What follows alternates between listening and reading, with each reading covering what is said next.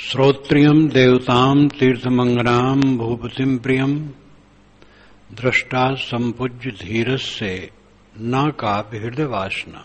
संपूज्य श्रोत्रियम् अत्यंत पूजनीय विद्वान।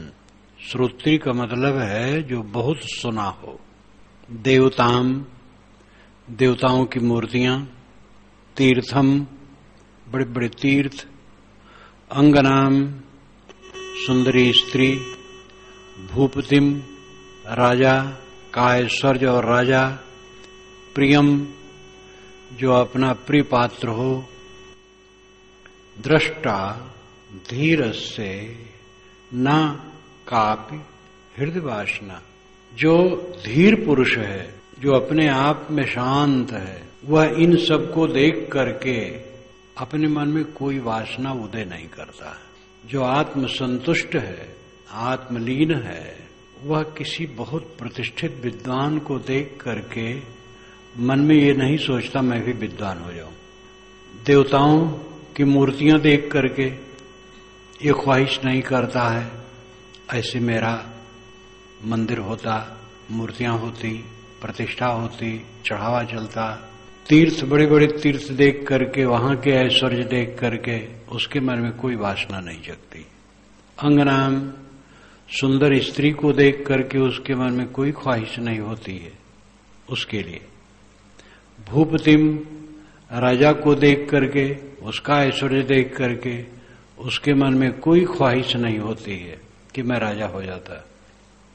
और प्रियम जो प्रिय हैं, अनुकूल बोलते हैं, सेवा करते हैं, सहायक रहते हैं, ऐसे को देख करके भी कोई वासना नहीं जगती है कि ये सदा साथ ही बने रहें, क्योंकि कुछ साथ रहने वाला नहीं है। धीर का लक्षण है जिसका मन कभी भी कहीं आकर्षित न हो।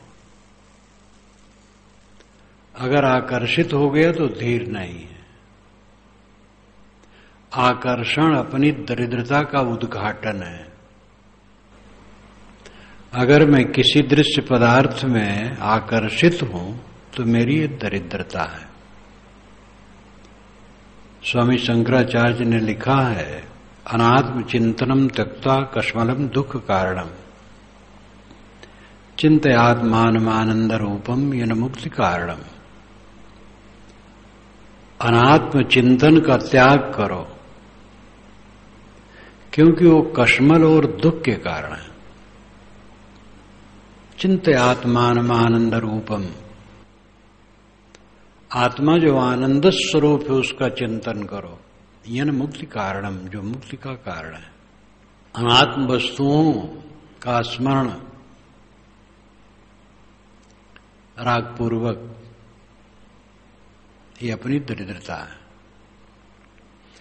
दृश्य का महत्व अगर लगा तो हम दरिद्र हो गए।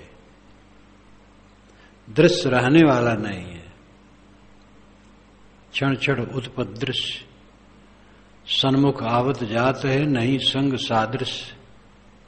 विशाल देव ने कहा, ये दृश्य सामने क्षण क्षण आते हैं और जाते हैं। ये न तो संग है न सदृश्य है, न मेरे साथ है न मेरे समान है। ये तो जड़ है, अनात्म है, अनित्य है। जो कहीं भी ललचाए ना वो महान है। कहीं ललचा गया तो उसकी महानता घट गई। सारी लड़ाइयां किस लिए हुई हैं? इंद्रिय भोग और प्रतिष्ठा के लिए। इंद्रिय भोग और प्रतिष्ठा में सब आ जाता है। इंद्रिय भोग में स्त्री को लेकर लड़ाई। विदर्भ नरेश भीष्मक, जिसका पुत्र रुक्मी और पुत्री रुक्मिणी थी। रुक्मिणी बहुत सुंदरी। चेद नरेश शिशुपाल, जबलपुर के राजा। जमुना के आगे ही उसका राज शुरू हो जाता था। शिशुपाल ने मांगा था कि रुक्मिणी मुझे मिले। रुक्मी ने स्वीकारा था कि हम रुक्मिणी को आप ही को देंगे। लेकिन रुक्मिणी का मन कृष्ण के लिए था। तो जब सभा जुड़ने लगी, निमंत्रण हुआ, तो रुक्मिणी ने संदेश भेजा एक ब्राह्मण के हाथ, श्री कृष्ण को जाके बताओ मैं कृष्ण को चाहती हूं। तो कृष्ण जी रथ साज करके आ गए, हुक्म मानने वाले। और रुक्मिणी पूजा में मंदिर में गई थी नगर के बाहर, वहीं श्री कृष्ण ने उसको उठा करके रथ में बैठा लिया और चल दिए। हल्ला हुआ, लड़ने आए राजे, रुक्मी बहुत लड़ा लेकिन कोई पेश नहीं पाया। अंत में रुक्मी को पकड़ करके और उसको अभद्र करके रखा गया। तो रुक्मिणी ने कहा कि ये ठीक नहीं है, इतना कष्ट देना हमारे भाई को। छोड़ दिया फिर कृष्ण ने। तो रुक्मी को बड़ी लज्जा लगी। फिर वो विदर्भ, जो खास राजधानी थी, नहीं गया और पश्चिम तरफ ही उसी महाराष्ट्र में अलग से अपना राज्य स्थापित कर लिया। शिशुपाल को एक खटक थी। जिस रुक्मिणी को चाहता था वह रुक्मिणी कृष्ण उड़ा ले गए, तो कृष्ण से घोर विरोध हो गया। और मामा फूफे जात भाई थे दोनों, कृष्ण और शिशुपाल, और ये दोनों में बैर रुक्मिणी को लेकर के हुआ।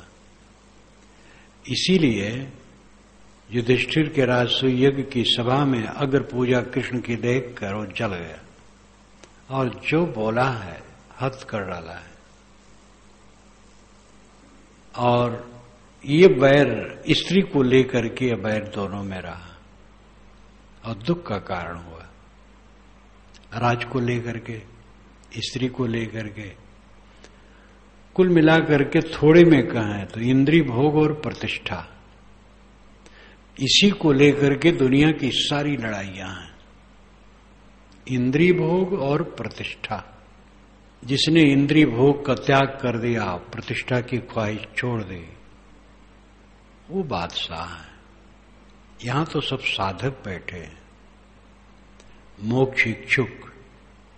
अपनी गरिमा समझो, तुम्हारी गरिमा किसमें है? क्लेश रहित मन में। और क्लेश रहित मन तभी होगा जब सारी इच्छाओं को जीत लो, कुछ न चाहो, निष्काम। और कोई भी परम सुखी इसी से होगा।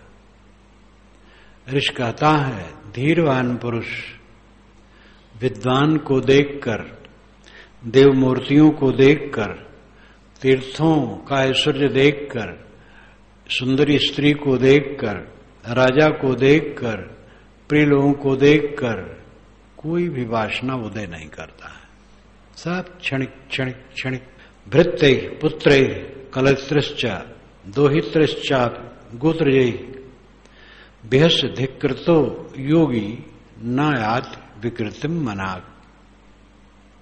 भृत्य नौकर, पुत्र पुत्र, कलत्र स्त्री, दौहित्र नाती लड़की का लड़का, गोत्रजय अपने गोत्र में उत्पन्न, वंश में उत्पन्न लोग, बेहस धिक्कृतो उनके द्वारा मजाक उड़ाए जाने पर और धिक्कारे जाने पर भी योगी नायात विकृतिम मनाग, वो थोड़ा भी मन में विकार नहीं लाता है। मनाक, मनाक का मतलब है थोड़ा।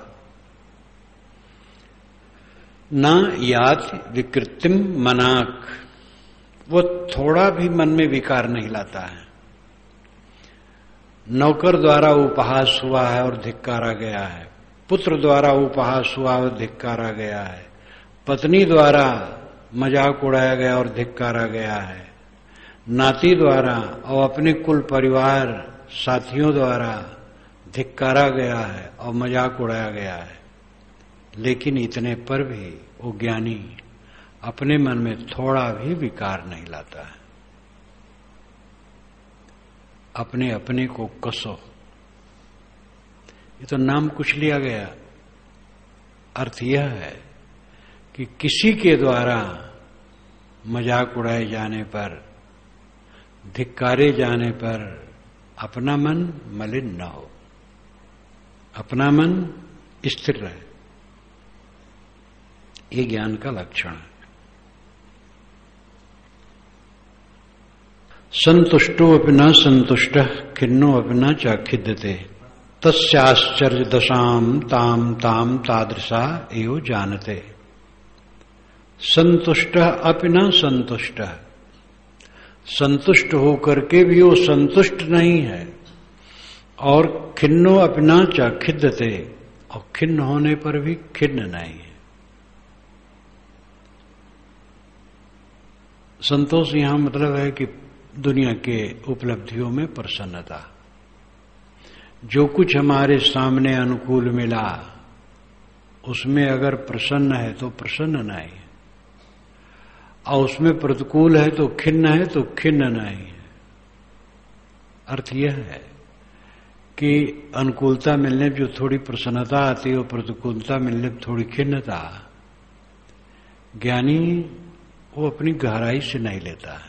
तस्य आश्चर्य दशाम, तस्य आश्चर्य दशाम, उसकी आश्चर्यमय दशा, ताम ताम तादृशा एव जानते, ताम ताम वह जो ऐसी स्थिति में है उसकी दशा को वही जानेगा। अगर ज्ञानी कहीं संतुष्ट दिखता है, वो कहीं खिन्न दिखता है, तो यह समझो मत कि हृदय से ऐसा है।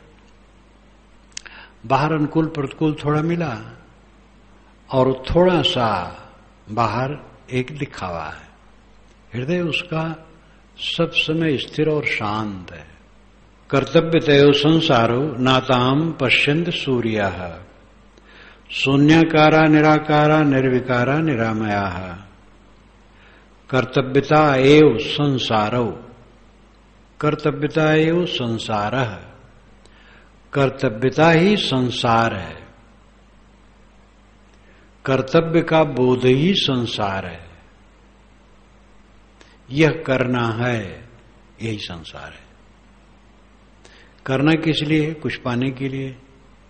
कुछ पाने की इच्छा हुई, फिर कुछ करने की इच्छा हुई, फिर फंसे। कुछ पाने की इच्छा ही नहीं तो करने की इच्छा ही नहीं, तो बंधन कहां है? कर्तव्यता एव संसार, कर्तव्यता ही संसार है। न ताम पश्यन्त सूर्य, सूर्य नाम ज्ञानी, सूर्य नहीं है, सूर्य है। सूर्य तो जो आकाश में चमकता है गरम गरम, उसको सूर्य कहते हैं। और सूर्य पूरा रा, सूर्य ज्ञानी को कहते हैं। ज्ञानी कोई कर्तव्य नहीं देखता है, वो अपने चारों तरफ नजर डाल करके देखता है तो लगता कुछ करना बाकी नहीं। प्रारब्ध है तो खान पान, व्यवहार, बर्ताव, लेन देन तो करना पड़ेगा, और जो बन सके दूसरे की सेवा हो जाए अच्छा है। केवल इसी दृष्टि से वो करता है, एक निर्वाह और व्यवहार समझकर, और दूसरा किसी कल्याण हो जाए तो अच्छा है। अब उसे कुछ पाने की चीज नहीं रह गई, कुछ जानने की बात नहीं रह गई, इसलिए कुछ करने की बात नहीं रह गई। कर्तव्यता एव संसारो नाताम पश्यन्त सूर्यः, कर्तव्यता ही संसार है। लेकिन ज्ञानी कर्तव्यता कुछ समझता ही नहीं, कुछ करना बाकी है। अब क्या पाना है? जब कुछ पाना नहीं तो करना क्या है? वो तो शून्याकारा निराकारा निर्विकारा निरामया, शून्य आकार संकल्प शून्य दशा में रहता है, संकल्पों को त्याग कर। निराकारा आकार विहीन आत्मा है, वो कोई देखने सुनने और राग रंग की चीज नहीं, आकार विहीन है।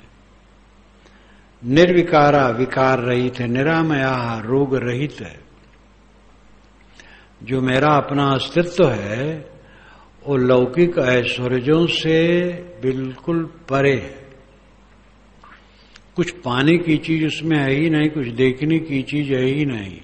चमक दमक सब जड़ पदार्थों की है। आत्मा बिल्कुल निर्मल निर्विकार अनैश्वर्य। ऐश्वर्य में सारा रोग है, क्योंकि आदमी ठहर नहीं पाता, ललचा जाता है। ललचा गया, झगड़ा हुआ। अब तनिक सी बात, भीष्म ने कहा युधिष्ठिर से कि विद्वान, वृद्ध, ज्ञानी, परिवार के पुराने लोग इत्यादि सब पूज्य, तुम सबका सत्कार करो यज्ञ में। और इसमें अग्र पूजा जिसकी हो वो श्री कृष्ण दिखते हैं। श्री कृष्ण का युधिष्ठिर ने चरण धोया और पूजा किया। शिशुपाल इसी पर भड़क गया। न छत्र है, न चमर है, न राजा है। ये यदुवंशी की पूजा क्यों? और इसी पर जो लेक्चर छाड़ा, लंबा चौड़ा, हद कर दिया और कहा भीष्म की बुद्धि मारी गई, बूढ़े हो गए हैं, इनकी स्मरण शक्ति नष्ट हो गई है। और युधिष्ठिर तो पोंगा पंथी हैं और कृष्ण की सच्चाई का पता लग गया। ये सब एक जैसे हैं, कस के कहा। और वो उठ पड़ा कुछ राजाओं को लेकर के। हड़बड़ी मच गई।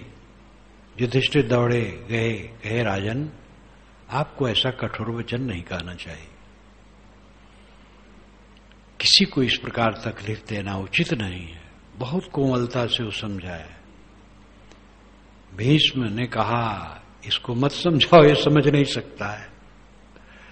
अब छोटी सी बात को लेके जो कलह, क्या तमाशा है। बड़े बड़े राजे कहलाने वाले किसी की अगर पूजा देख करके उलझे और दो दल हो गया, उसमें युद्ध की तैयारी हो गई। ये संसार ऐसा है, सब कलह भोग के लिए है। प्रतिष्ठा भी भोग है। हम बड़े माने जाएं, पूजे जाएं, महारोग। इसीलिए काकविष्टवत जान श्री पूर्ण साहब ने कहा, सारे भोग कौआ की टट्टी है। सारा संसार गंदा है, संसार सकल है मैला, राम गहे थे सूचा। बिना त्याग के किसी को शांति नहीं मिलेगी। ललचाने वाला दरिद्र है। कर्तव्यताए ओ संसारो न ताम पश्यत सूर्य। कर्तव्य ही संसार है। कुछ पाने के लिए हम काम करते हैं, बस उसमें फंस जाते हैं। ज्ञानी इसको नहीं देखता है। वो तो शून्याकार, संकल्प शून्य, निराकार, आकृत विहीन, निर्विकार, निर्मल, निरोग आत्मा पर ध्यान रखता है। वो दुनिया में कोई कर्तव्य अपना नहीं मानता, कुछ करना बाकी नहीं। अकुर्वन्न संजोभाद व्यग्रह सर्वत्र मूर्धि कुर्वन्नप्तु कृत्यानि कुशलो ही निराकुला। अकुर्वन अपि संजोपाद व्यग्रह सर्वत्र मूर्धि। जो मूढ़ बुद्धि का आदमी है वो कुछ नहीं करते हुए हर समय क्षुब्ध रहता है। हाथ पैर बटोरे बैठा है तो समाधि में थोड़े अंदर अंदर संकल्प विकल्प उसको उलझाए। मूर्ख आदमी, स्वरूप ज्ञानहीन आदमी कुछ नहीं करते हुए भी अंदर अंदर उद्विग्न रहता है। कुर्वन्नप्तो कृत्यानि कुशलो ही निराकुला। लेकिन जो कुशल है, शांत आत्मा है, वो कर्तव्य करते हुए भी प्रशांत रहता है। पिछले श्लोक में कहा गया कर्तव्यता एव संसारा, ये कर्तव्य ही संसार है, जंजाल है। यहां कहा गया कि कर्तव्य न करने वाला क्या शांत रहता है? अंदर अंदर जलता रहता है, क्योंकि बोध तो है नहीं। विवेकवान कर्तव्य करता है, काम करता है, लेकिन शांत रहता है। ये दोनों जुड़वा श्लोक एक दूसरे के समाधान करते हैं। सीधा सरल अर्थ कर दिया जाए, सहज समाधान न किया जाए तो पाठक समझ नहीं पाएगा। कुछ पाने की इच्छा करके करते हो तो फंसते हो। कुछ पाने की इच्छा न रखो, काम करो। काम करोगे फल अपने आप आएगा। कम आया तो दुख नहीं होगा, ज्यादा आया तो बहुत हर्ष नहीं होगा। अब कामना करोगे, सफल न हुआ तो कमर टूट जाएगी, और सफल हुआ तो फूले नहीं समाओगे, फिर प्रमाद करोगे। इसलिए कामना छोड़ करके काम करो। निष्काम कर्म इसी पर प्रतिष्ठित है, और इसकी ध्वनि वेद से ही शुरू है। कुर्वन्नेवे कर्माण जिजीविषेस्तम समाह एवं तो ही नान्यथे तो अस्तना कर्म लिपते नरे। कर्म करते हुए पूरा जीवन जीने की इच्छा रखो, लेकिन न कर्म लिपते नरे, मनुष्य कर्म में लिपायमान न हो।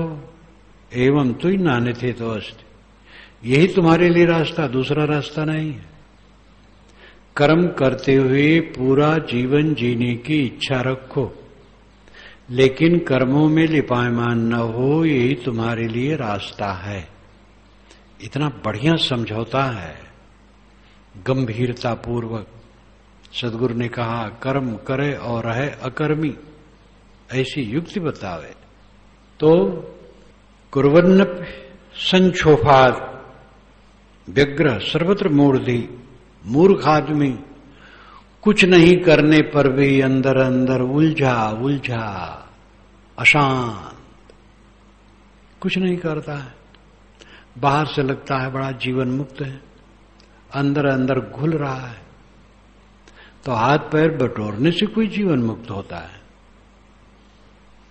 लेकिन कुर्वन्नप्तु कृत्यानि कुशलो ही निराकुला है। कुशल निराकुल होता है। कुशल नाम जो कभी दुखी न हो, वो कुशल है। सब समय प्रसन्न रहे। सभी साधकों को ध्यान देना चाहिए, कभी कोई दुखी न रहो। दुखी हो तो समझ लो कुछ गलती है, समझ में गलती है, नहीं समझ पा रहे इसलिए दुखी हो। सही समझदार आदमी कभी दुखी नहीं होता है। दुखी न होना ही जीवन की सफलता है। भ्रम से आदमी दुखी होता है। भूख लगी हो, भोजन न मिले तो दुखी होना सहज है। ठंडी लगी हो, गर्मी लगी हो, दुखी हो। उसके निवारण का साधन न मिले तो दुखी होता है। खाना पानी मिलता है, कपड़े लत्ते मिलते हैं, सोने की जगह मिलती, क्यों दुखी हो? मन का रेच पेच उसको मिटाओ। दुखी होना घोर अविवेक है। कभी दुखी मत हो, हर समय प्रसन्न प्रसन्न प्रसन्न। कुशलो ही निराकुला, कुशल व्यक्ति कुर्वन्नपि, कुर्वन् अपि, कुर्वन् नाम करते हुए, अपि भी। कुशल व्यक्ति, विवेकवान व्यक्ति काम करते हुए आनंदित रहता है। और अविवेकी आदमी हाथ पैर बटोरे बैठा अंदर अंदर जलता रहता है। इसलिए भ्रम न पालना कि न करना जीवन मुक्ति है। जीवन मुक्ति है दुखी न होना। और शरीर से तो काम करना चाहिए। शरीर से काम जो नहीं कर पाता है, समझदार है, तो शरीर को दूसरे ढंग से थकाता है, तब उसका कुशल, नहीं तो रोगी होके हो बैठ जाएगा। व्यायाम करना, घूमना, आसन प्राणायाम करना, किसी प्रकार शरीर को कम से कम एक बार थकाना चाहिए। बन सके तो 2 बार, नहीं तो 1 बार थका देना चाहिए, तब शरीर ठीक रहेगा। इसीलिए गांधी जी ने शरीर श्रम, 11 व्रतों में शरीर श्रम एक व्रत कहा है। शरीर श्रम अस्वाद सर्वत्र भय वर्जन। निकम्मा आदमी बेकार हो जाता है। तन से काम मन से राम, कहें कबीर सरे दो काम। कर्तव्यता एवं संसार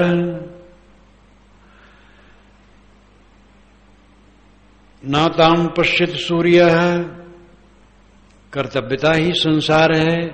ज्ञानी उसको कभी भी नहीं देखता है, क्योंकि उसको कुछ पाना नहीं, तो करना कुछ अब है ही नहीं। वो तो निर्मल आत्मा को देखता है। लेकिन वो कर्तव्य करते हुए भी सदैव प्रशांत रहता है, और मूर्ख आदमी बैठे ठाले रहते रहते अंदर अंदर जलता रहता है। इसलिए इन दोनों श्लोकों में पूरा समाधान है। अर्थ ये हुआ कि जहां जिसकी ड्यूटी है, जो कर्तव्य है जिसका, वो प्रेम से करे, लेकिन फल में कोई कामना न रखे। सेवा, केवल सेवा, निष्काम बुद्धि, बस सदैव प्रसन्न रहेगा और शांत रहेगा। सुखमास्ते सुखम शेते सुखमायात याति च सुखम वक्त सुखम भुंक्ते व्यवहारे शांत धी। शांत धी, जिसकी बुद्धि शांत है, वो कैसे रहता है? सुखमास्ते, सुख से बैठता है। सुखम शेते, सुख से सोता है। सुखम आयात, सुख से आता है। यातिचा, और जाता भी सुख से है। सुखम वक्ति, सुखम वक्ति, वक्ति बोलना, सुख से बोलता है। सुखम भुंक्ते, भोजन सुख से करता है। व्यवहारे अपि, व्यवहार में भी वह संतुलित रहता है। जिसकी बुद्धि स्थिर है, सुख से बैठता है, सुख से चलता है, सुख से सोता है, सुख से आता जाता है, सुख से बोलता है, सुख से भोजन करता है, और व्यवहार भी सुख से करता है। ऋषि का ये वचन जो बहुत प्रसिद्ध है, सर्वे भवन्तु सुखिनः सर्वे सन्तु निरामयाः सर्वे भद्राणि पश्यन्तु मां कश्चित् दुख भाग भवेत्। बहुत महत्वपूर्ण है। सर्वे भवन्तु सुखिनः, सभी सुखी हों। सर्वे सन्तु निरामयाः, और सब निरोगी हों। सर्वे भद्राणि पश्यन्तु, सब कल्याण को देखें। मां कश्चित दुख भाग भवेत्, मां नहीं, कश्चित को, किसी को, दुख भाग भवेत्, दुख का भाग, दुख का हिस्सा किसी को न मिले, दुख का भागी कोई न हो।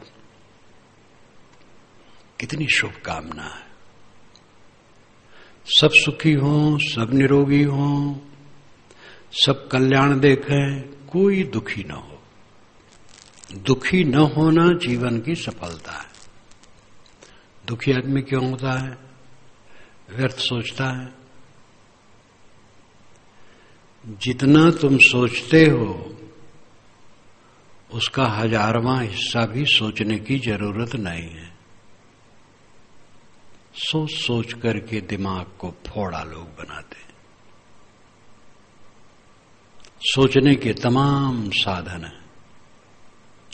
आसपास के लोगों की त्रुटियां लेके सोच रहे हैं। जो मन के प्रतिकूल कह दिया उसको लेके सोच रहे हैं, खाने पीने को लेके सोच रहे हैं, आगे क्या होगा सोच रहे हैं, बूढ़े हो जाएंगे तो क्या होगा सोच रहे हैं, हमारे साथ कोई घात कर दे तो क्या होगा, बिला काम का काम। अंदर से अक्षय, बाहर से अक्षय। मैं अविनाशी हूं, मेरा नाश हो नहीं सकता है। शरीर पानी का फेना है, लेकिन जब तक इसका प्रारब्ध है कोई इसको मिटा नहीं सकता है। और जब मिटना होगा तो कोई इसको बचा नहीं सकता है। ऐसा बोध जिसे पक्का है। कौन सा भय? कोई हमारा नुकसान करने वाला नहीं, साथ के लोगों का ही नहीं, पूरे संसार की तरफ से हमारे लिए करुणा बरसती है। कोई हमारा वैरी नहीं, कोई हमें दुख देने वाला नहीं। हमें दुख देने वाला तो हम हैं, हमारा अज्ञान, अहंकार। ऐसा जिसे निश्चय है वो व्यर्थ नहीं सोचता है। सोचना रजोगुण है। सोचने की जरूरत थोड़ी सी है, जो काम करना उसके लिए सोच लो। और जितना आदमी सोचता है वो बोझा दिमाग पर लादे बिला वजह। अभ्यास बढ़ते बढ़ते विवेक, वैराग्य, विनम्रता, सहनशीलता, ये सब सद्गुण बढ़ते बढ़ते ऐसी शक्ति आ जाती है कि साधक काम की बात सोचता है, फिर और शांत, कुछ नहीं सोचना। कुछ न सोचने की शक्ति बहुत बड़ी शक्ति है। निष्पन्न मन, शांत मन, शांत धीही, शांत बुद्धि का इंसान सुख से बैठता है, सुख से सोता है, सुख से आता है, सुख से जाता है, सुख से बोलता है, सुख से खाता है, और व्यवहार में सब समय सुखी संतुलित रहता है। आंदोलन की बात ही नहीं है। ये सब लोग अपनाओ। यहां तो जितने बैठे हैं मुमुक्षु और साधक हैं, सबको इस पर ध्यान देना चाहिए। कीमती भोजन करना सफलता नहीं है, कीमती कपड़े, कीमती मकान, कीमती वाहन, ये सफलता नहीं है। शीतल मन सफलता है, दुखहीन मन सफलता है। सब समय दुखहीन रहो, कभी कोई दुखी न रहो।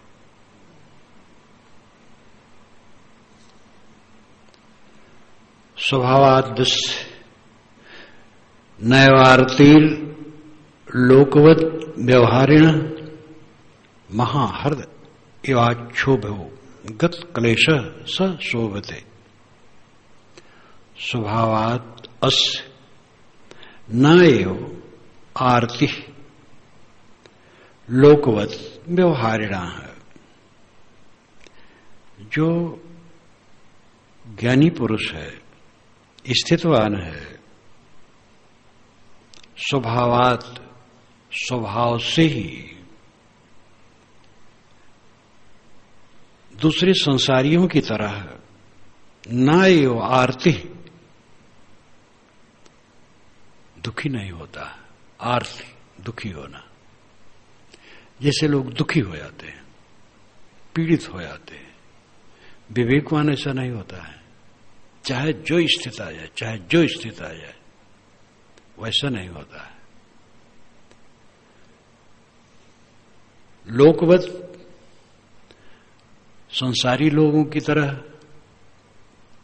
वो व्याकुल और पीड़ित नहीं होता है।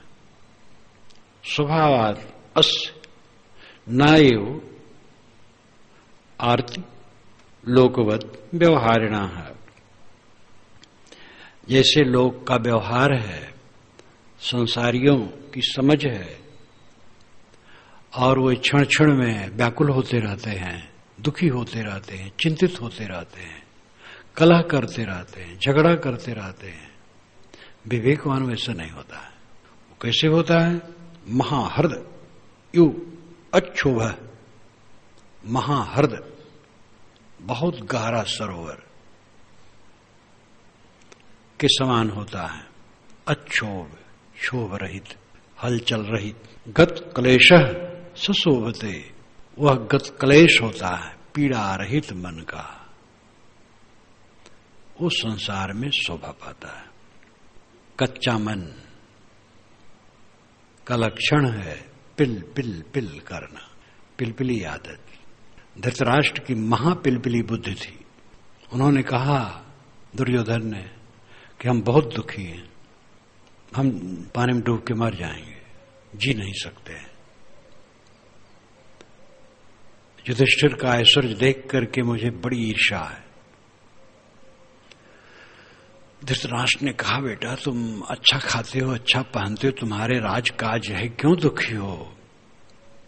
ये दुख न करो, वो भी भाई हैं।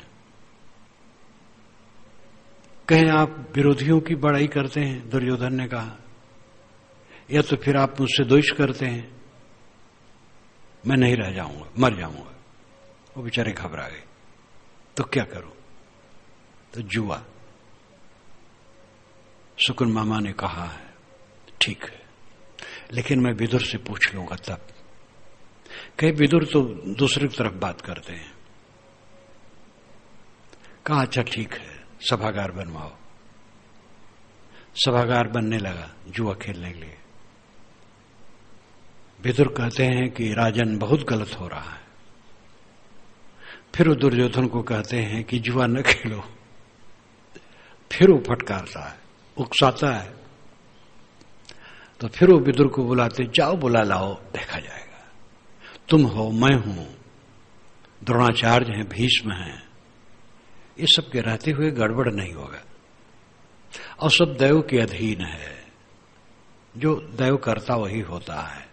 हम तो रस्सी में बंधे पशु की तरह हैं। जाओ बुला लाए। युधिष्ठिर ने कहा जुआ तो खराब चीज है, लेकिन जब जुआ के लिए कोई निमंत्रित करता है तब मैं रुक नहीं सकता। ये मेरा नियम है। वेद में ये बात आती है, जुआड़ी कहता है कि मैं सब तरफ से कंगाल हूं, मेरी माता दुखी है, मेरी पत्नी मुझसे घृणा करती है, लेकिन जुआ के पास एक खड़खड़ाहट सुनता हूं तो मन नहीं मानता है, फिर खेलता हूं। वैसे युधिष्ठिर की लीला है। जुआ खेलने के शुरुआत में ही वो कहते अच्छा मुझसे कौन खेलेगा?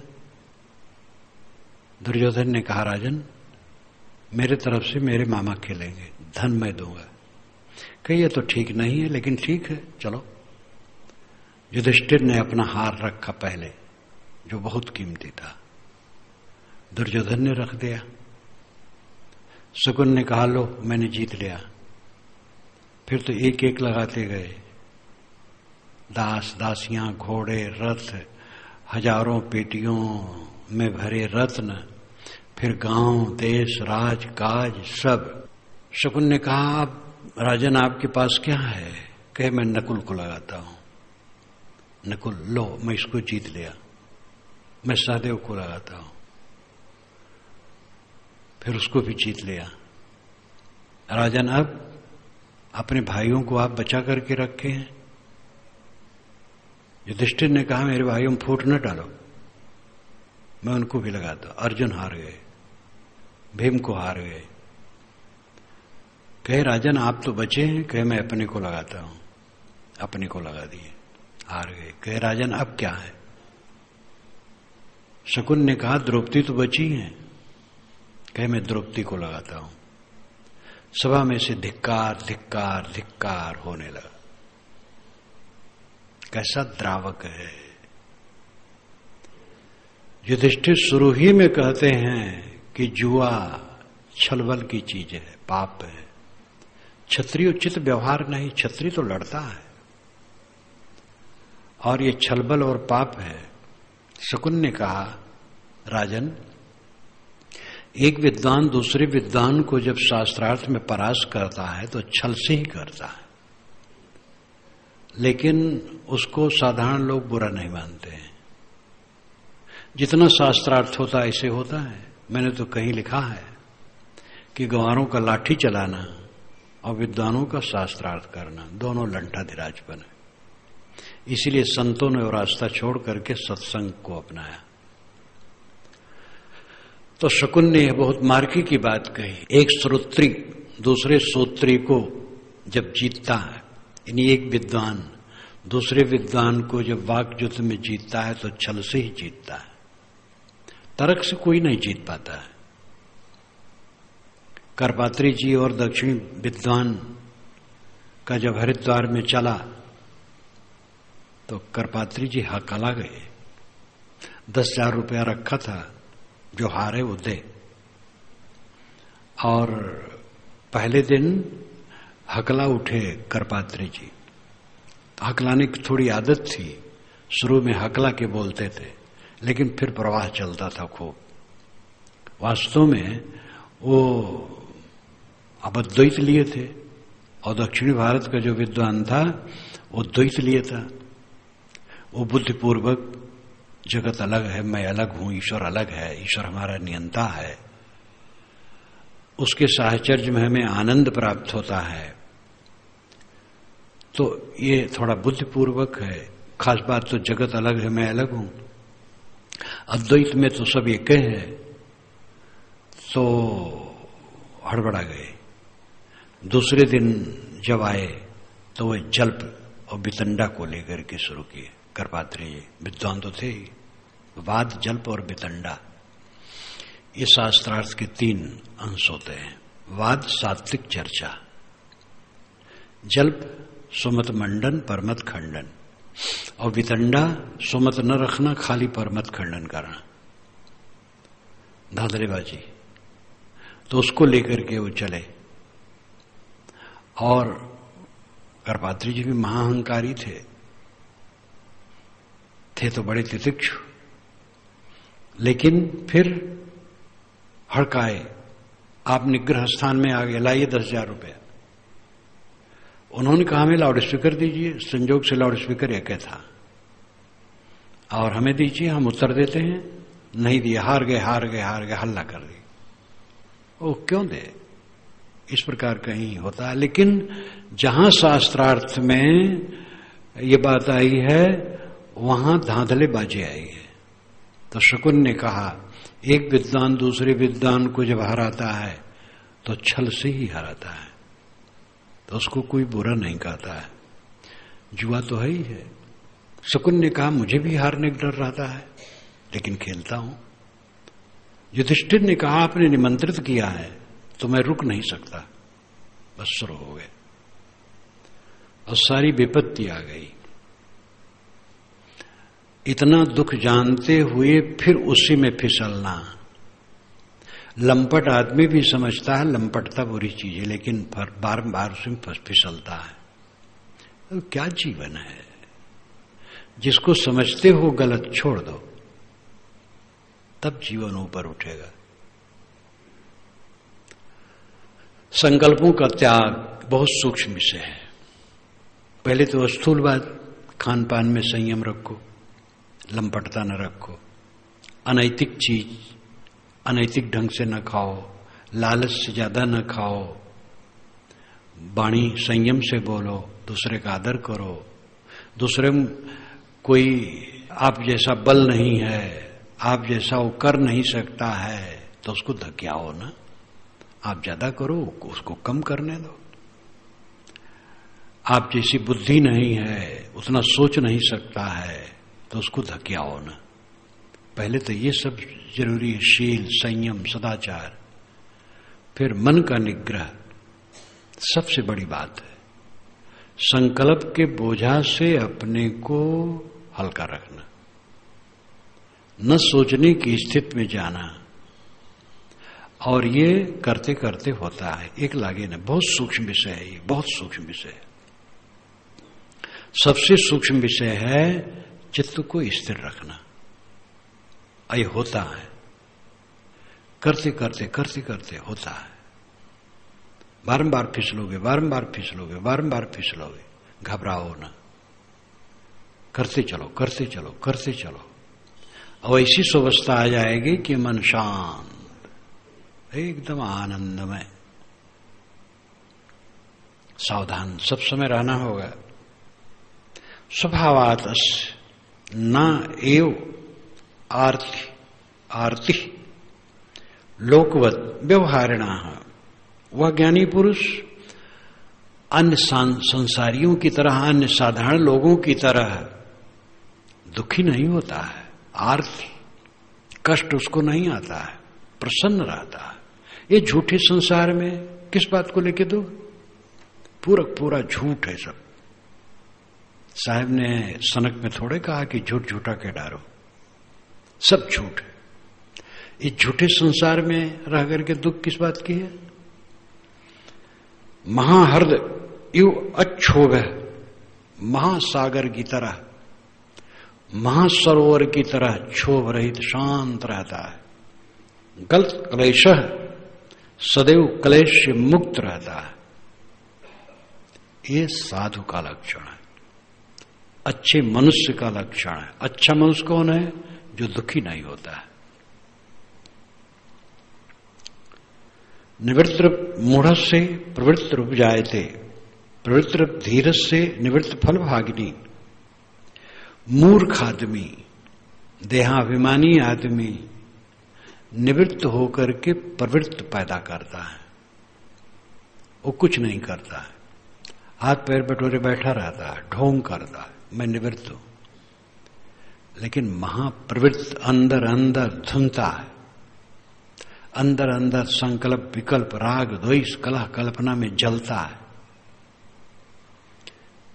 प्रवृत्त धीर से निवृत्त फलभागिनी। लेकिन धीरवान पुरुष प्रवृत्त होकर सेवा करते हुए, काम करते हुए, लोगों में सहयोग का भाव रख करके परिश्रम करते हुए उसको निवृत्त फल मिलता है।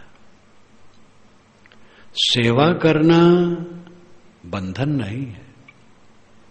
हां, कामना पूर्वक सेवा करोगे तो बंधन है।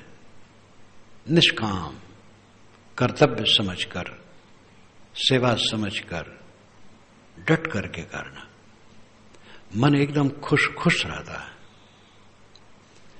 हाथ पैर बटोर करके बैठ जाएगा तो निवृत्त हो जाएगा। अंदर में देखे क्या हो रहा है। अगर कोई चुपचाप बैठा है और मन शांत है तो ठीक है,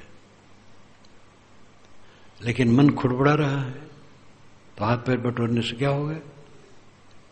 और फिर हाथ पैर बटोरना शांतवान के लिए थोड़े समय के लिए, बाकी समय तो काम करता है और शांत भी रहता है। बैठा रहेगा तो भी शांत रहेगा, काम करेगा तो भी शांत रहेगा, सब समय शांत रहेगा। इसलिए प्रवृत्त निवृत्त ये केवल बाहरी मापदंड से नहीं आंका जा सकता है। कौन प्रवृत्त है, कौन निवृत्त है? प्रवृत्त वह है जो उद्वेगित है, निवृत्त वह है जो शांतात्मा है। ये प्रवृत्त निवृत्त की सच्ची परिभाषा है। कौन कितना काम करता है, नहीं करता है, कौन ज्यादा जिम्मेदारी लिए, कौन कम जिम्मेदारी लिए, कौन कोई जिम्मेदारी नहीं लिए है, इससे बंधन निर्बंध का कुछ पता नहीं रहेगा। मन कितना हल्का है, मन कितना प्रसन्न है, आनंदित है, क्लेश रहित है, विवाद रहित है। दूसरे की बुराई करने की जब तक इच्छा है तब तक चित्त शुद्ध नहीं है। दूसरे की बुराई करना, दूसरे की निंदा करना, दूसरे को नीच देखना, ये अपने मन का कालुष्य है। दूसरे के हित के लिए राय देना, कोई गलती है तो प्रेम से समझा के हित के लिए राय देना, ये अलग बात है। दूसरे की बुराई देखना, बुराई चर्चा करना, उसमें रस लेना, ये तो महा विपरीत है साधक के लिए। साधक अपने को देखता है। परिग्रहेषु वैराग्यम प्रायो मूढ़स्य दृश्यते देहे विगलिताशस्य क्वा राग क्वा विरागिता। परिग्रहेषु वैराग्यम प्रायो मूढ़स्य दृश्यते। मूर्ख आदमी कहता है मैं वैरागवान हूं, वैराग की डींग हाँकता है, मूर्ख है वो। देह विगलित आसस्य, देह में जिसकी सारी आशाएं गल गई हैं, सारी कामनाएं जिसकी गल के बह गई, क्वा राग क्वा विरागता। राग कहां और वैराग कहां? वैराग का लेबल लगाने की जरूरत कहां कि मैं वैरागवान हूं? उद्धव को श्री कृष्ण ने भेजा गोपिकों के पास, कहा जाओ उनको योग सिखाओ।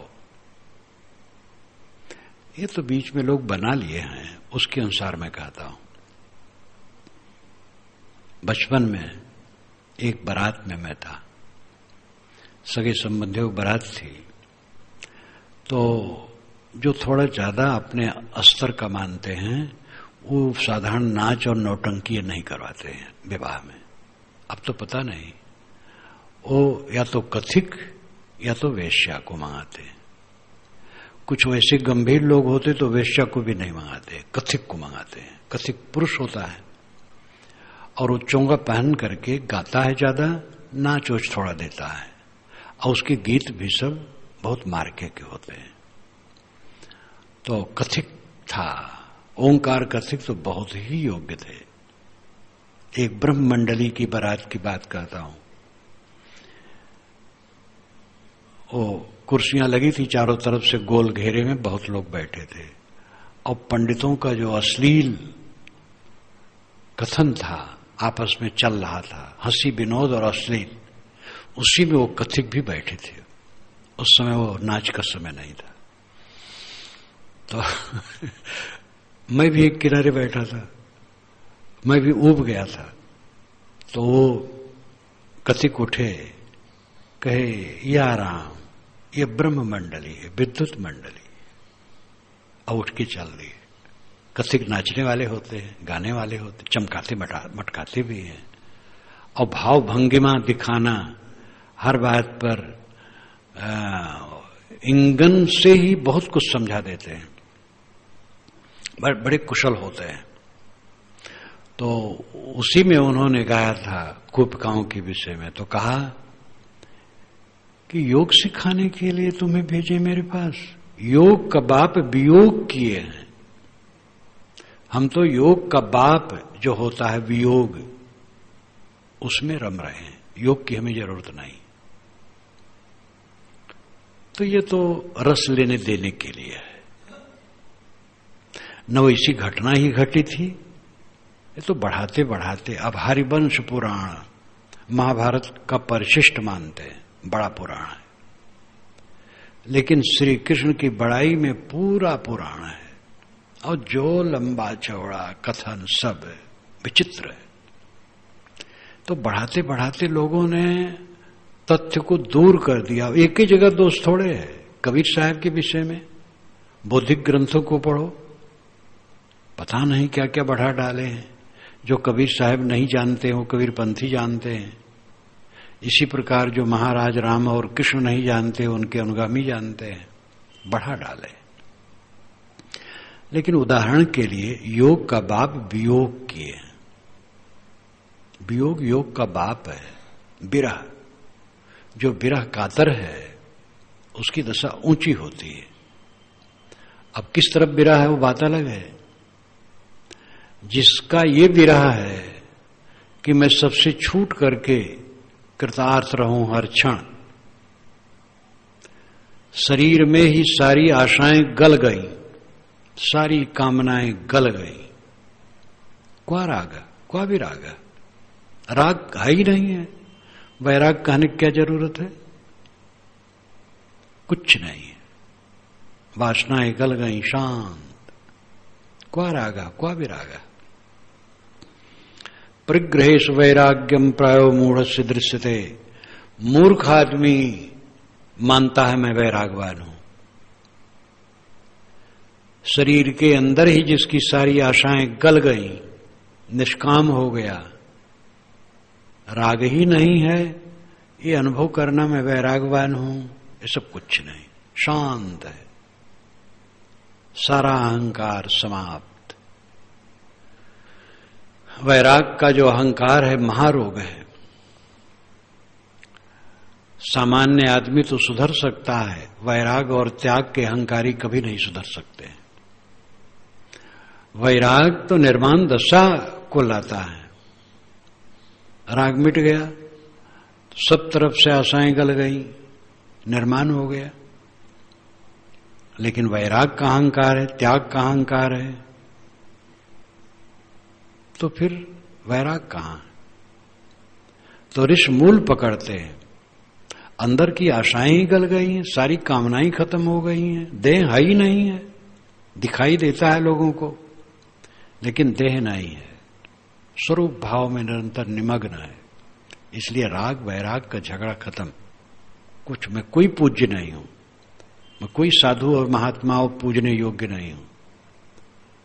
मैं एक साधारण साधक हूं और अपने आप में शांत होकर के दुखहीन जीवन बिता करके जीवन मुक्ति में रहते रहते विदेह मुक्त हो जाने की बात है। लेकिन ये भी वो कुछ नहीं सोचता है, हो गया है, वासना क्षीण हो गई है, शांतात्मा है, सांस चल रही है, जब निकल जाए निकल जाए, हर समय वो मुक्त है, मुक्त होना बाकी नहीं है। ऐसी अवस्था हो जाती है।